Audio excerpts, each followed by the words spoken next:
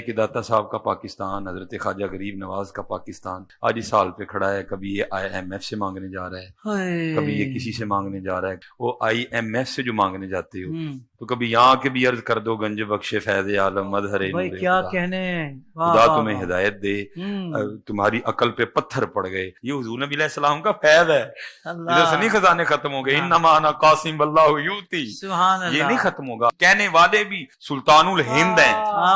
یہ نہیں کہ زید نے کہہ دیا، بکر نے کہہ دیا. دیکھو تو اسے کہنے والے کون ہیں؟ گنج بخش فیض عالم مظہر نور خدا نا کی سارا پیر کامل. داتا حضور کشف المحجوب میں لکھتے ہیں یہ فکرے ان کی زبان سے تب ادا ہوئے جب اس درخت کے نیچے تھے جس کے اوپر میں چڑھا ہوا تھا.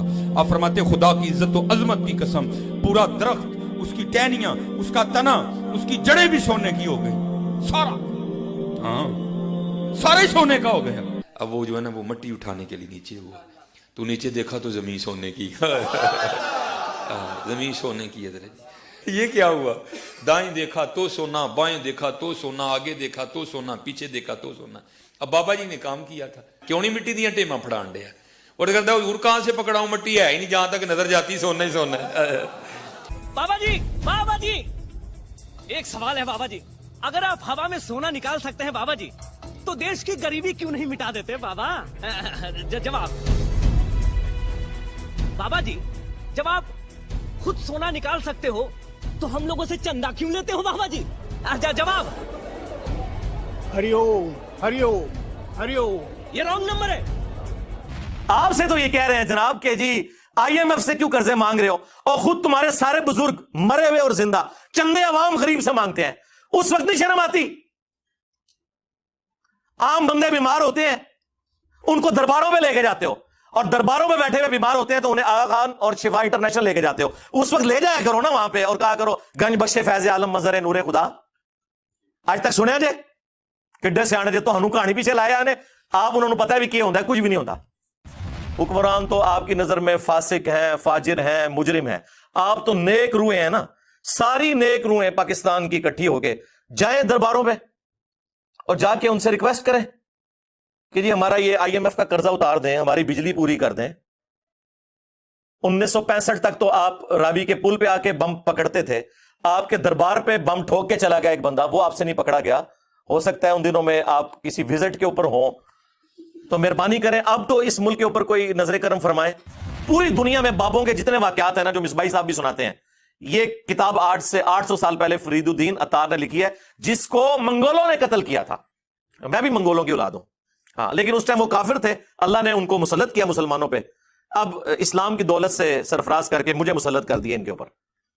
ہاں تو خود یہ نگاہیں مارتے رہے، اور جب منگول آئے تو منگولوں نے نگاہ نہیں ماری، تلوار مار کے وٹ چڑے سارے ہی. ہاں انہوں نے نگاہ ہوتے ہی رہ گئی ہیں. تو فرید الدین عطار نے تذکرۃ الاولیاء میں بازید بستامی کے بارے میں لکھا ہے کہ لوگ ان کے اوپر خام خواہ الزام لگاتے ہیں، ان کے منہ سے تو اللہ بولتا تھا. اگر انہوں نے یہ کہہ دیا کہ قیامت کے دن محمد اور تمام نبی میرے جھنڈے کے نیچے ہوں گے تو اسے کیا فرق پڑتا ہے؟ وہ تو اللہ ان کے منہ سے بول رہا تھا. جی سورہ توبہ پڑھے. سب سے کرٹیکل جنگ نبی علیہ السلام کی مبارک زندگی کی غزوہ تبوک، 1.5 لاکھ کی فوج لے کر کیسر روم عرب کے بارڈر پہ آ گیا، دنیا کی سب سے بڑی سپر پاور، اور نبی علیہ السلام کے پاس صرف 30,000 جانثار صحابہ ہیں جن کے پاس سامان بھی پورا نہیں ہے، اور مخالفت میں 1.5 لاکھ کا لشکر.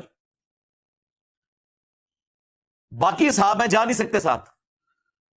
سورہ توبہ آیت نمبر 92 میں اللہ تعالیٰ فرماتا ہے کہ اے نبی علیہ السلام تمہارے پاس لوگ حاضر ہوتے ہیں کہ ہمارے لیے کوئی سواری کا بندوبست کر دیں، ہم بھی آپ کے ساتھ جائیں جہاد کے لیے. تو تم ان سے فرماتے ہو کہ میں کوئی ایسی چیز نہیں پاتا کہ جس کے ذریعے میں تمہاری مدد کر سکوں، تمہارے لیے سواری اور جانے کا ساز و سامان ارینج کر سکوں. تو تم دیکھتے ہو کہ یہ تم سے اس حال میں پلٹتے ہیں کہ ان کی آنکھیں آنسوؤں سے تر ہوتی ہیں اس غم کے سبب کہ وہ اپنے نبی کے ساتھ مل کر اللہ کی راہ میں جہاد نہیں کر سک رہے. تو اس وقت حضور علیہ السلام نے تو نہیں اوپر دیکھا تو سونا، درخت دیکھا تو سونا، ادھر دیکھا تو سونا. وہ تو ترمذی میں اوپر تلے 2-3 احادیث موجود ہیں کہ سیدنا عثمان غنی رضی اللہ تعالیٰ عنہ علیہ السلام نے اپنی جو دولت تھی حضور کے قدموں پہ نشاور کی تبوک کے موقع پر، اور نبی علیہ السلام نے انہیں جنت کی بشارت سنائی. نبی علیہ السلام کی تو کہیں یہ تعلیمات نہیں ہے کہ آپ کو پیاس لگے تو آپ جو ہے وہ 10 دفعہ دروشی پڑھ لیں، بھوک لگے تو 10 دفعہ آپ سبحان اللہ و بحمدہ سبحان اللہ العظیم پڑھ لیں. میرے بھائی اللہ نے دنیا کو اسباب کے ساتھ جوڑا ہے, تو آپ اس قسم کی چیزیں کیوں لوگوں کو بتاتے ہیں؟ نبی علیہ السلام کی تو کہیں یہ تعلیمات نہیں ہے. آپ نے تو ہمیشہ اسباب کو اختیار کرنے کا حکم دیا اور اس کے بعد مسبب الاسباب سے دعا مانگنے کا حکم دیا. اے ابو ہریرہ, جو چیز تجھے نفع دے اس کے لیے پوری کوشش کرنا, اس کے بعد اللہ سے مدد طلب کرنا, کاہلی نہ کرنا, سستی نہ کرنا. پھر بھی تیرے خلاف رزلٹ آ جائے تو پھر کہنا جو اللہ کی مرضی, اگر مگر نہ کہنا, اگر مگر شیطان کا دروازہ کھول دیتا ہے. لیکن یہ اینڈ پہ ہے, کوشش پوری کرنا, پھر اللہ سے مدد طلب کرنا. ہاں, گنج بخش فیض عالم نہیں, اللہ سے مدد.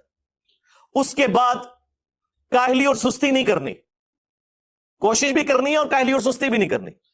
پھر بھی رزلٹ خلاف آئے پھر کہنا جو اللہ کی مرضی, کہ ٹھیک ہے اللہ تعالیٰ کو یہ منظور نہیں تھا, اپنی ایفرٹ تو پوری پوٹ کرنی ہے. الہ مع اللہ, کیا اللہ کے ساتھ کوئی اور الہ بھی ہے جس کی یہ کوالٹیز ہوں؟ قلیلا ما تذکرون, بہت کم ہی تم نصیحت حاصل کرتے ہو.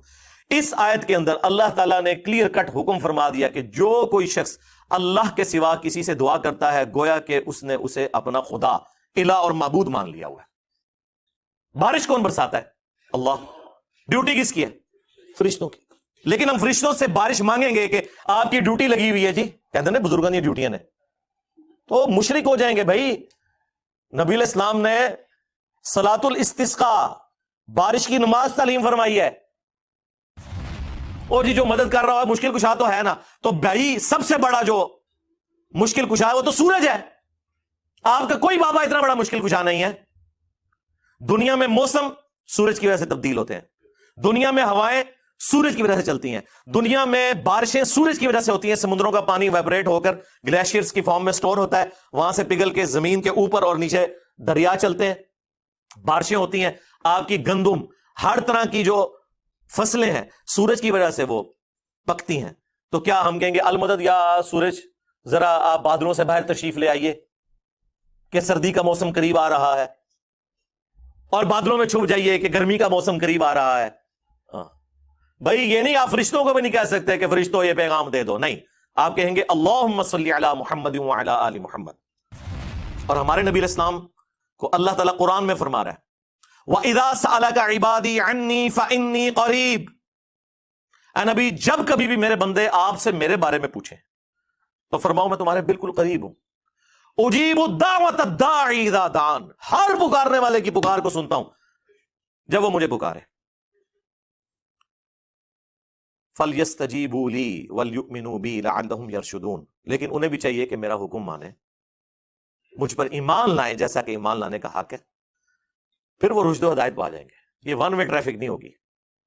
ادعونی استجب لکم, اے میرے بندوں مجھ سے مانگو میں قبول کرنے والا ہوں. ان الذین یستکبرون عن عبادتی, بے شک جو لوگ میری عبادت سے تکبر کرتے ہیں. اچھا, بات ہوئی دعا کی اور ذکر آ گیا عبادت, کیونکہ دعا ہی تو عبادت ہے جی.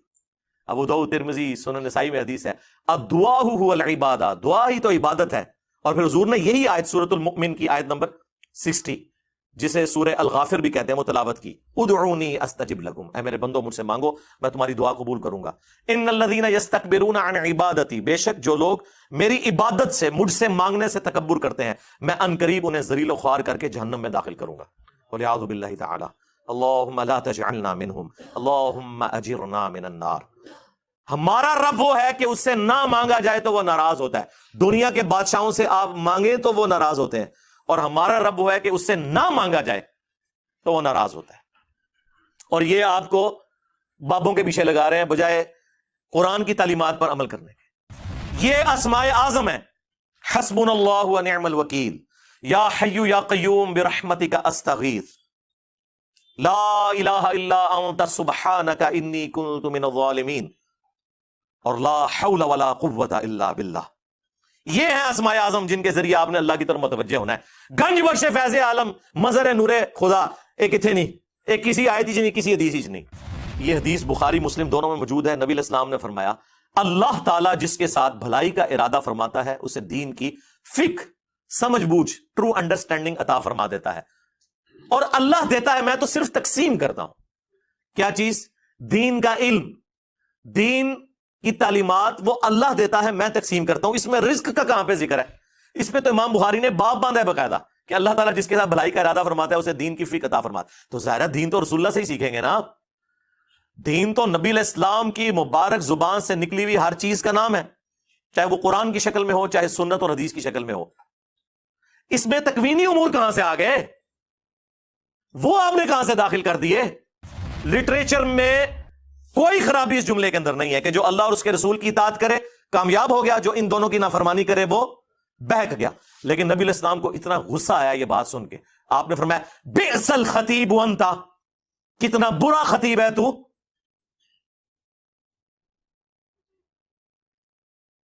تجھے تو چاہیے تھا کہ تو کہتا وَمَن يَعْصِ اللَّهَ وَرَسُولَهُ فَقَدْ غَوَىٰ، جو اللہ اور اس کے رسول کی نافرمانی کرے وہ بہک گیا، تو نے یہ کیوں کہا کہ جو ان دونوں کی کرے؟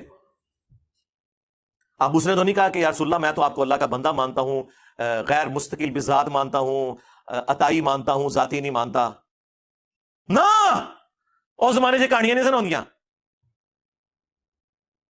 اور ابو داؤد میں آگے الفاظ ہیں قم اذهب، اٹھ نکل جائے ادھر سے۔